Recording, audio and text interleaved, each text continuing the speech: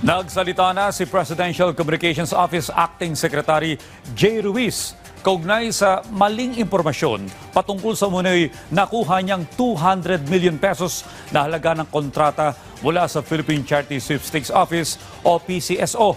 Yan ang ulat ni Kenneth Pasyente.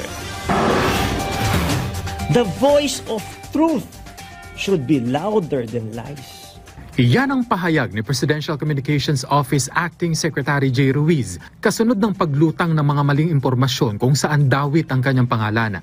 Partikular na rito ang nailathalang news article na naglalaman na may nakuha umano siyang 200 million pesos na halaga ng kontrata mula sa Philippine Charity Sweepstakes Office o PCSO dahil sa pagiging co-founder umano niya ng isang media company, ang D8TV. Bagaman ginawa siyang authorized representative ng D8TV sa ginawang joint venture nito sa IBC at PCSO, hindi umano siya nagkaroon ng kahit anumang share sa naturang kumpanya.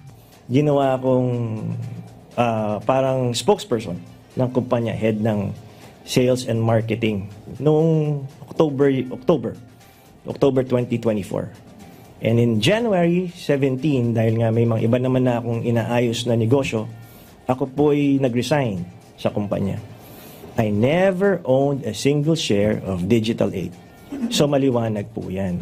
Ipinunto pa ng kalihim ang hindi pagiging patas ng naglathala ng artikulo lalo't hindi man lang siya kinuna ng panig ukol sa issue. Kaya tingin niya, ito ay isang maliwanag na demolition effort laban sa kanya lalo't ilang araw pa lamang siyang nagsisilbi bilang kalihim ng PCO. Bukod pa rito, ibinahagi ng kalihim na apektado na ang kanyang pamilya. Tumaas pa nga raw ang alta presyon ng kanyang ina nang malaman ng issue. Saka yun nga po, yung implication sa mental health, sa mga mahal ko sa buhay, at yung implication ng security para sa aking mga mahal sa buhay.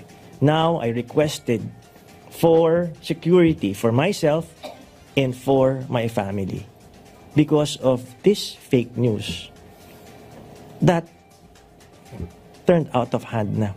Muli rin niyang iginiit na kasalukuyan ng pinoproseso ang pag-divest ng kanyang mga negosyo bago pa siya naupo bilang PCO Secretary kung sakaling makitaan ng mga ito ng conflict of interest. Kasunod nito, babantayan na rin ng PCO ang pagkakaroon ng leakages sa loob mismo ng ahensya para maiwasan na ang anumang intriga at maiwasan ang pagkalat ng maling impormasyon. Pinagsasabihan din natin yung masyadong nagbibigay ng intriga, palakasan ng boses. Palakasan ng bulong. So, kailangan din ma-decipher mo kung alin yung sino yung nagsasabi ng totoo, sino yung sumisip-sip, sino yung papalakas, sino ang karapat-dapat. Hindi na rin daw magsasampa pa ng kaso ang kalihim sa news organization na sumulat ng artikulo. Sinabi niya na uubos lamang daw ito ng kanyang oras.